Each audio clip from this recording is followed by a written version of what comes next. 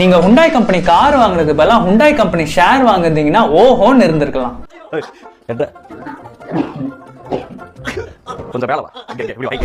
இந்த மாதிரி உருட்டு இன்னும் கொஞ்ச நாள்ல நிறைய கேட்பீங்க. பிகாஸ் ஹுண்டாயோட ஐபிஓ வரப்போகுது. பட் இந்த ஐபிஓ எதுக்கு வருதுன்னு பார்க்கலாம். இப்போதும் ஒரு கம்பெனி ஐபிஓ வராங்கன்னா எய்தர் அந்த கம்பெனியை க்ரோ பண்றதுக்கு பப்ளிக் கிட்ட வருவாங்க, or else OFS offer for sale. Promoters இல்லனா எக்ஸிஸ்டிங் ஷேர் ஹோல்டர்ஸ் அந்த பர்டிகுலர் கம்பெனில இருந்து எக்ஸிட் ஆகிறதுக்காக ஷேர்ஸை பப்ளிக் கிட்ட செல் பண்ணுவாங்க.